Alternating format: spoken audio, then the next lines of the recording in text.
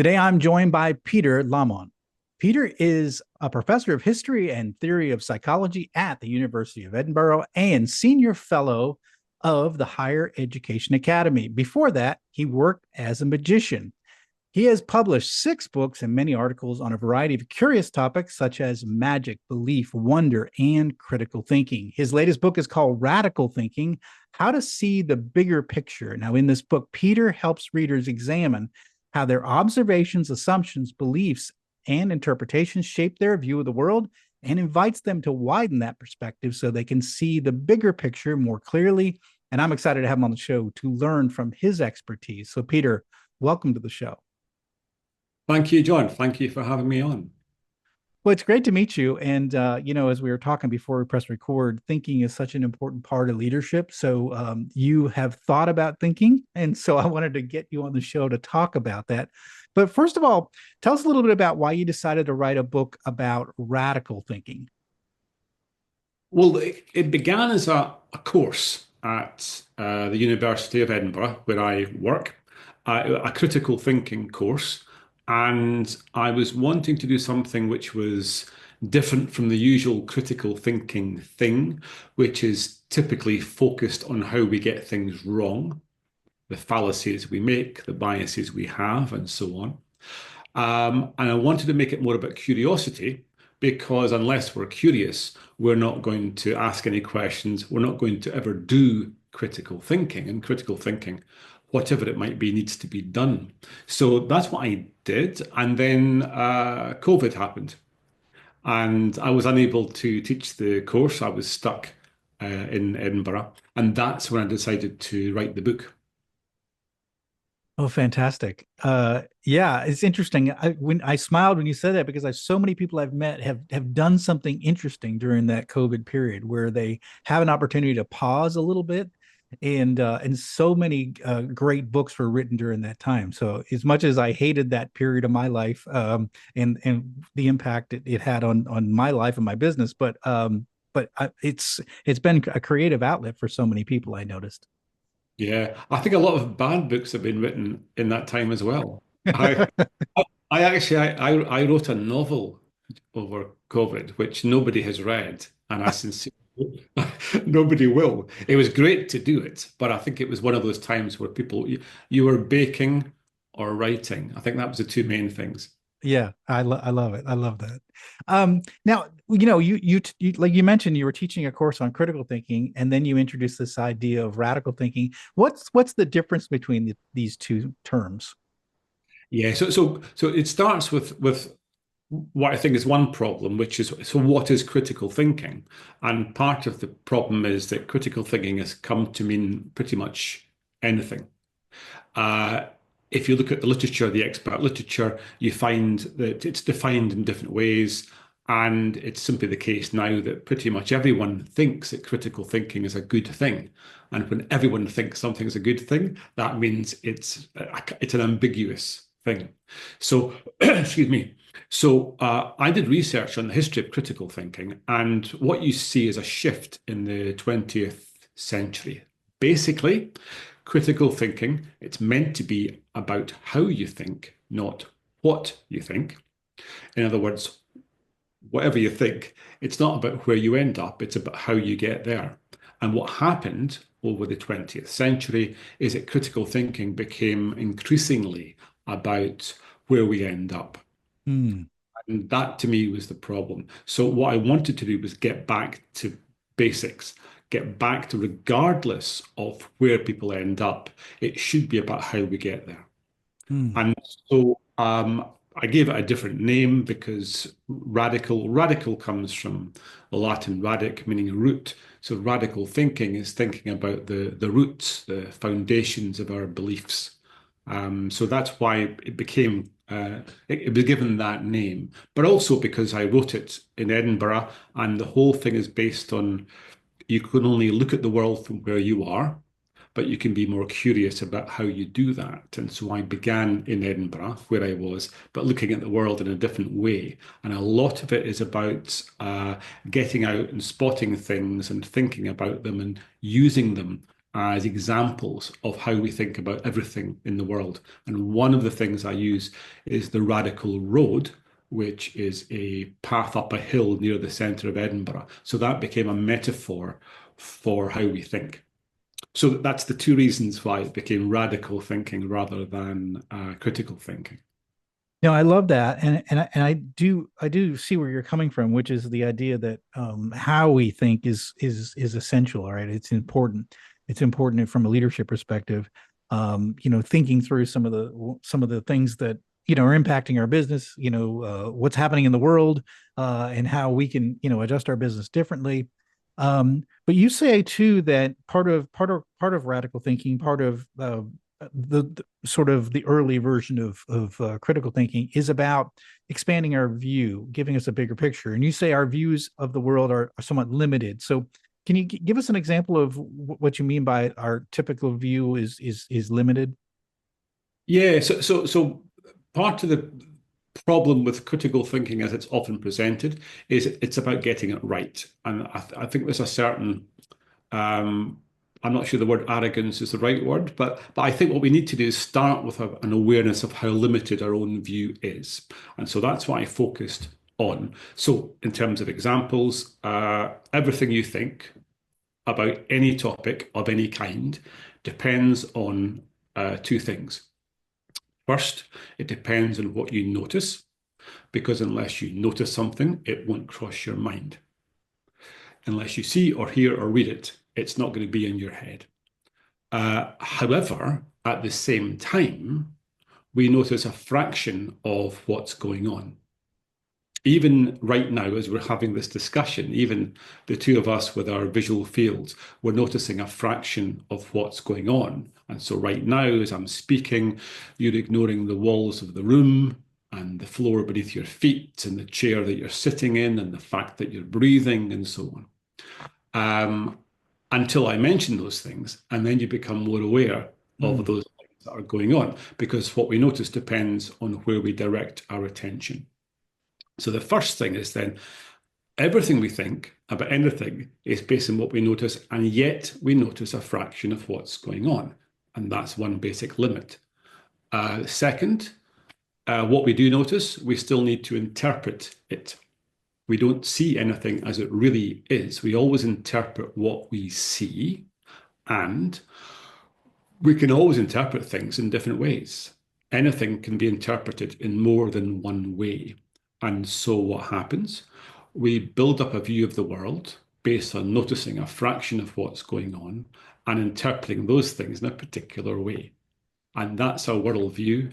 And each of us has a worldview, and that's why we have different worldviews, because what else would you expect? So it's really getting back to those basic things to remind ourselves that however much we may have read, however smart we think we are, our view of the world is always extremely limited. Well, it's interesting you say that because one of the things I've noticed, maybe in the last 10 years or so, is that a lot of what we get exposed to is very personalized. In other words, now, used to be, growing up, there was, a few channels on TV and everybody watched the same shows. So we at least all saw the same things together, and maybe we all interpreted differently, but we all sort of were exposed to the same things. What I see now is that so many people are now exposed to only their view of the news or their view of politics or their view of the world, and so they're coming into a conversation with someone else that has completely different view of the world, exposed to completely different personalized news sources or personalized sources of information.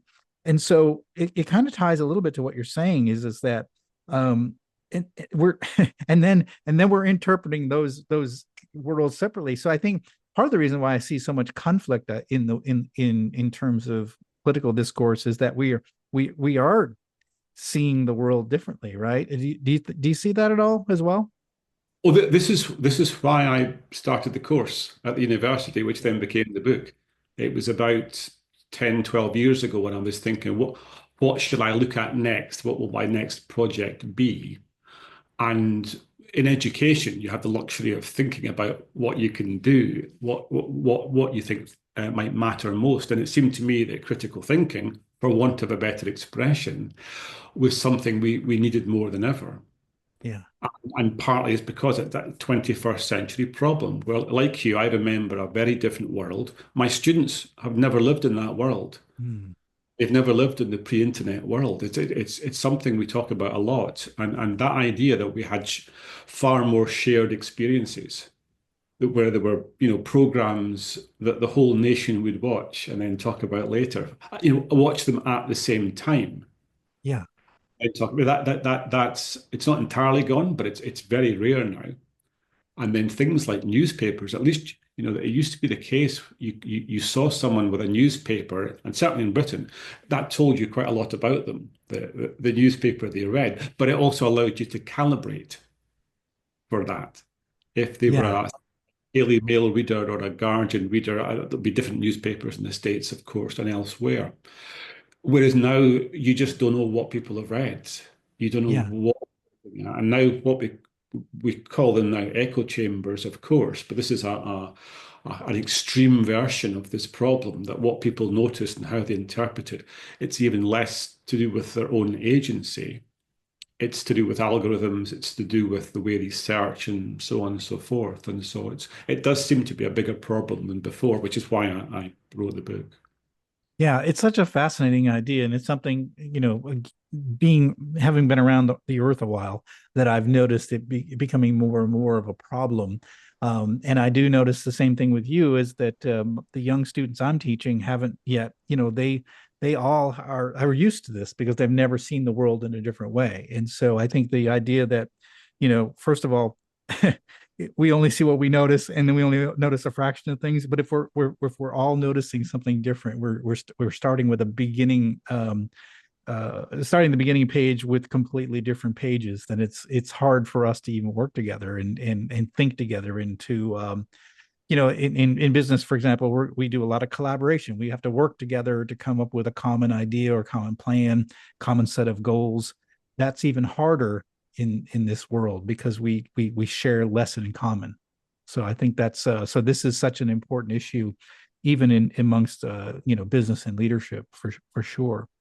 So given all this, how do we make sense of the world? How do we figure this out when we're, like you say, we're only noticing we only notice a few things, and then we only notice a fraction of those things, and then we have this interpretation issue. So how can we think differently? Well, I suppose there's two things. There's how do we make sense of the world in terms of the process, and then there's how can we make more sense of it. So one of the things, and it's, the main part of the book is really about these things that shape our thoughts. So, for example, how do we interpret the world? How do we make sense of it? Because the world doesn't make sense of itself, right? We have to do that. So, how do we do that? And that's a psychological process. What do? We look out there into the chaos and we arrange it all into some kind of order.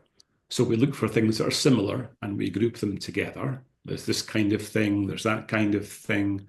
But we also have to look for differences. So we have to be able to distinguish between this kind of thing and that kind of thing. So what we do is we draw boundaries between this and that. And that allows us to make order out of chaos. But the thing is, it's always a particular order. So an Hmm. example I often give the students is it's like a bookshop. You walk into a bookshop, the books are arranged into some kind of order based on drawing particular boundaries between, say, fiction and non-fiction, hardback and paperback, academic and interesting, or whatever the boundaries might be. Go into a different bookshop, they'll be arranged in slightly different ways. Different libraries have different systems. So no matter how systematic we try to be, we can always come up with different systems. So a lot of it is thinking about what we notice, how we interpret it, what are the boundaries that we draw. And one of the things that you see increasingly is that a lot of people now talk about increased polarization. Well, what's that? What that is at the end of the day is that somebody else frames the debate and they draw a line down the center and they say, pick a side. Hmm. So on that boundary, so we end up on different sides. Now we're only on different sides of that boundary, But the more we focus on that particular boundary, the more we'll be polarized.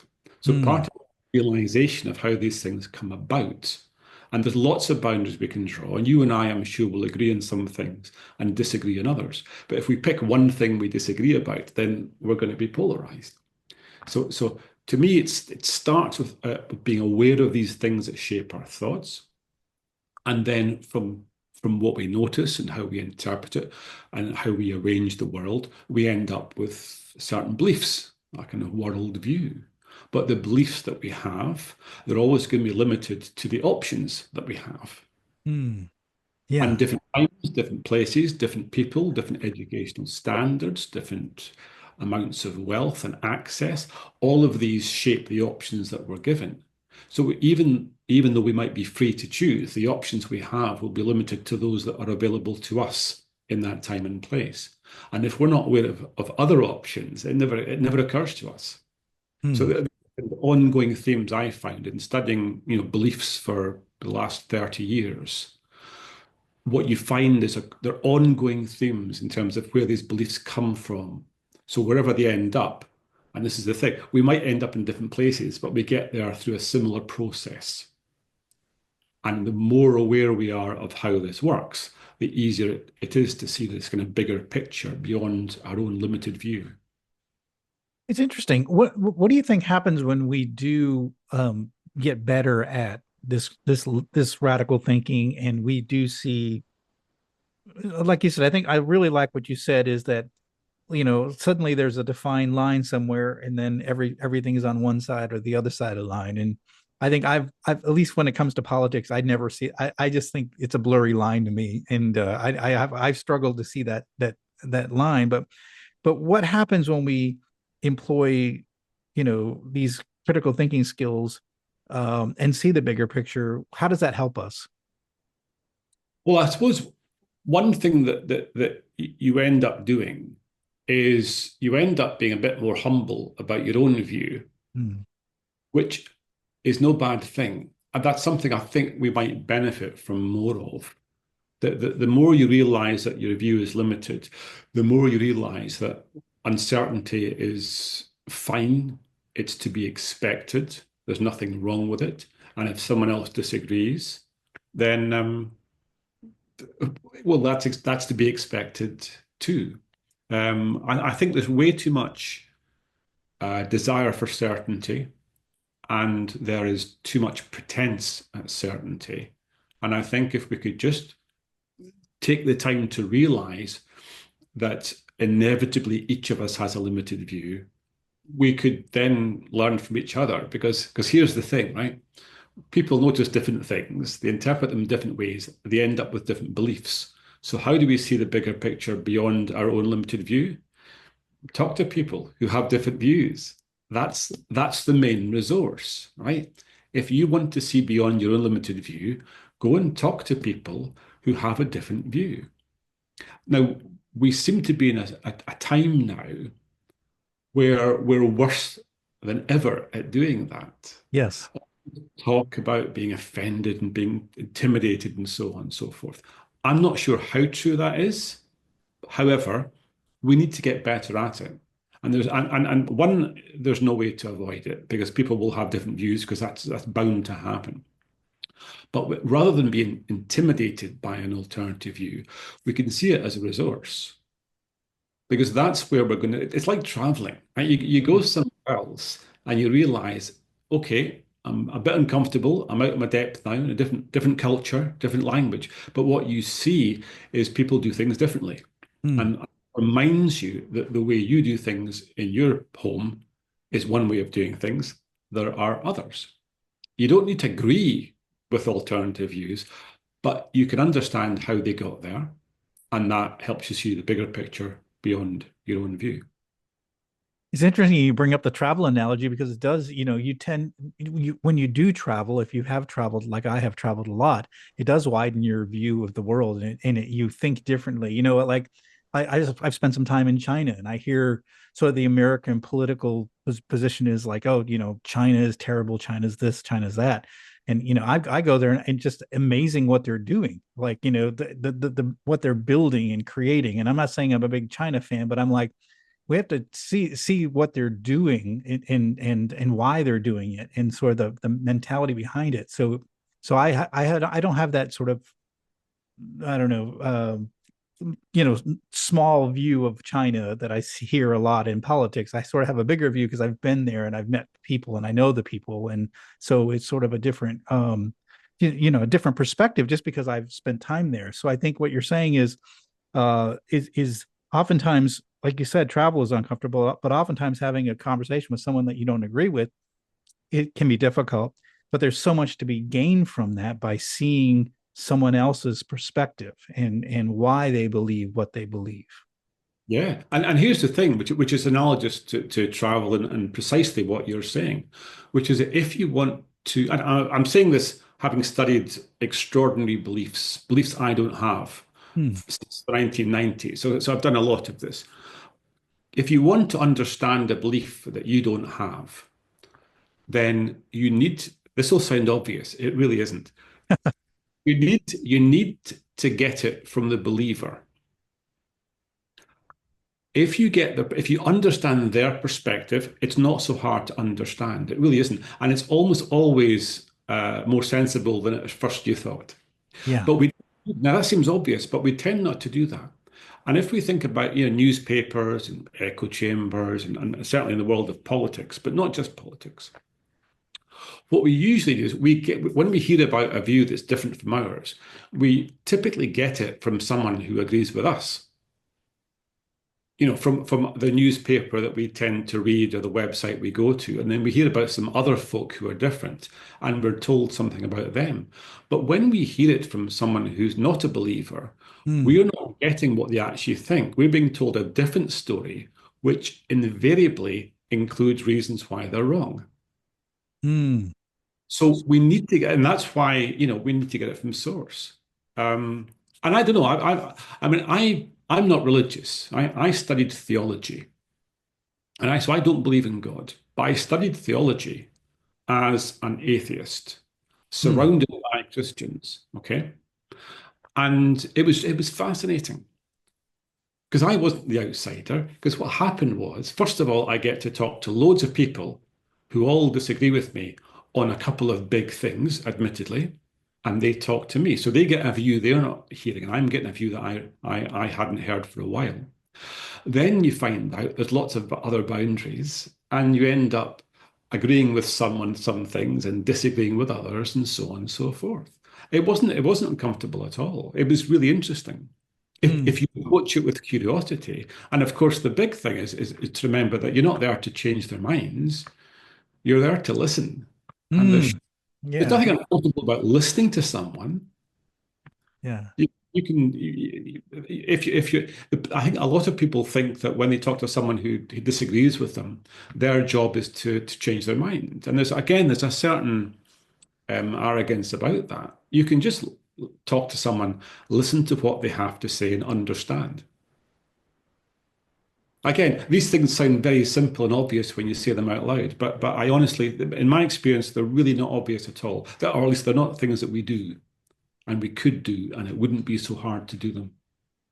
Yeah, I think, we talk a lot about in leadership, having good emotional intelligence, and that sort of, understanding your own emotions, but also being able to sense and interpret the emotions of other people around you.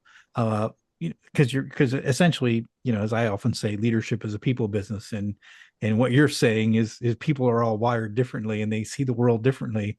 And so for me, it seems like, you know to have a high level emotional intelligence, you have to have that kind of curiosity and the willingness to listen to people's perspective without the goal of trying to change their minds, is to sort of understand why people are where they're at right now versus trying to get them, before you try to align a team to try to go on a mission, you try to understand where everybody's perspective is and where they came from, I would imagine, right? Yes, I mean, we were saying before, I don't pretend to be an expert on leadership per se, but as a wise man once said, leadership is a people business. And when we're talking about people, we're typically talking about their minds. Yeah. So if you want to take a mind, and I'm a teacher, that's what I do. It's another way of thinking about it. Yeah. I want to take a mind from one position to another. Right. Right? I lead a mind from one to another. If that's the case, you've got to start from where they are, or how are you going to move them forward? Right. So a lot of it does involve listening and understanding where they're coming from. And yes, people have different views, but similar processes lie behind them. Mm. And then it's about, I mean, again, this is just based on my experience. It's about understanding a common aim. So even you might be starting from a different place, but you might have a common goal, and that's another way to direct attention towards that, so that people focus on what gets you there. But either way, if you have people with different views, that needn't be a problem. That can be a strength. You have Yeah. different. People will think of things that you don't think of, and that can Right. be a useful thing. That can be a resource. Yeah, I agree with you. I think the military did a really good job. When I was in the Navy, you were sort of, and I was on a submarine, so you're kind of locked in a metal tube with people from all over the country, different backgrounds, religious views, political views, regional views, and but we all were there for a common mission, and so we spent a lot of time locked in a metal tube, you know, with it was they were long days and long months. So we were very curious. So we got to know each other, and I knew very much a lot about the people that work for me, the people I worked for, my peers. I knew so much about them because we weren't distracted by anything at all. And I think that's probably where I got that first exposure to just being curious and get to know people. When you're standing a 6 hour watch with four people in a reactor where nothing happened for 6 hours, you get to know a lot about people.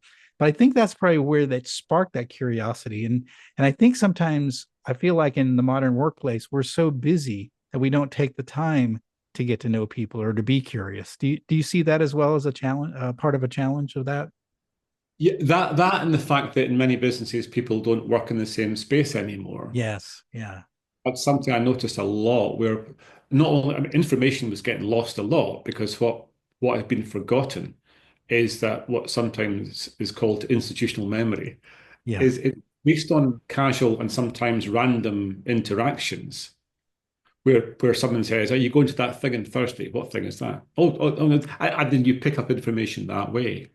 I think there's there's a practical, informational kind of content-based advantage to people being in the same room.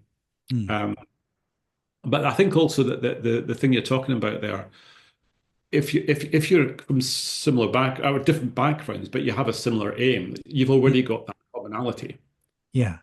And so the last thing you want to be is to be there with somebody who's from the same town, who's got no stories to tell that you don't know. Right. That's exactly it. Especially if we're, like I said, we're standing these long watches, and we wanted to. Stories kept us awake. Stories kept us, moving forward. So that's why sailors are great storytellers, because that's what we had, right? And so I think that, you're right. We didn't want to have people that we've already heard the same stories. We wanted different watchstanders that we could hear their stories, right? So I love that. Yeah, we This wanted is that. why this is why we travel. I don't know. People have different views about what we call diversity, but why do we travel?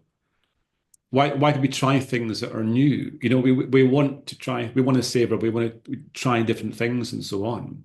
I do think that we could shift from an attitude of potential threat of an in terms of a different view and just well that's it might be exotic. Think of it as exotic.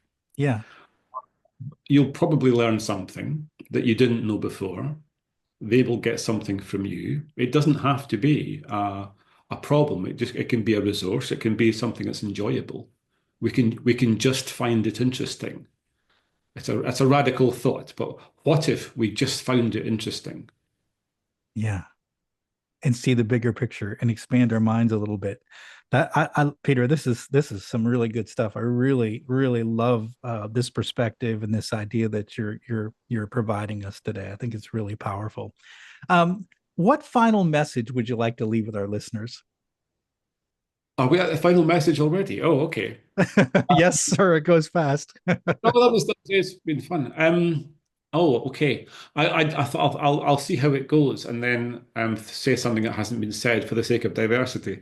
Uh, now, and now I'm struggling to think of one thing. I was talking to students yesterday about this, and I'm not sure this is a final message. Maybe it's relevant. Maybe you can tell me if it is, and you can edit it out if it's not.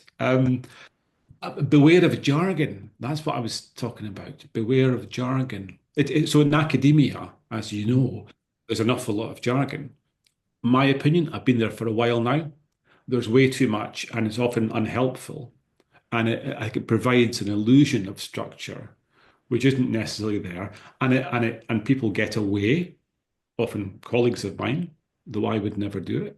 Uh, they get away with this ambiguity because people take these terms, these isms, and these models that people come up with. There's 6 ways, there's 7 ways, there's 8 ways, there's three of them, etc.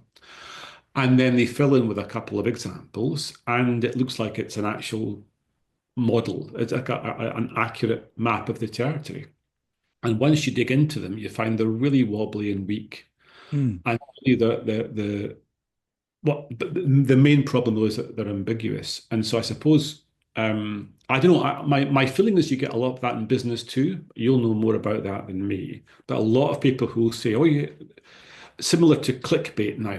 It's the 7 things you need to know, the 6 things you need to know, the 5 things you have to do, the 4 rules or the 8 principles, and then they come up with yeah. these little things, and it's what's sometimes called a fallacy of reification, where they come up with a bunch of things that are fairly common, and they present it as if it's some kind of model or formula. And I've started to hate that kind of approach because it looks strong, but it's actually very weak. And Mm. it's and hence the kind of the radical part, the radical thinking part, is looking at the structure, the underlying foundations, and that's when you can get rid of most jargon and use much more common language. And the advantage of that is also that you can talk to far more people about it. Yeah, They, I think they, you're. Yeah, I think you're right there. That I think I really get concerned, especially I think a lot of times leadership books get that way, and so we get into jargons or we get into formulaic things, and I think being able to present a more simple view that a deeper view, but in a language that's more common, then more people are likely to connect with it than if are very precise and saying there's only one way to do this. I think is challenging. I think. I think if you can make a point without using a word that you have to explain to people, Mm, then that's more effective. I do find, and I can certainly speak for academia here, I won't go beyond that, that a lot of the time people use jargon to make something seem more convincing than it is. But there's actually nothing there. mm. And in psychology, it's very common too. Look at like those biases that people talk about and so on. There's so many of them, and they give this impression that they've discovered something new. But behind it, oh yeah, of course, sometimes we do that too. That's what they're really saying, which isn't such a big deal. And I think when you scratch the surface, you find that a lot of the jargon is actually shielding you from useful information rather Mm. than helping you understand it.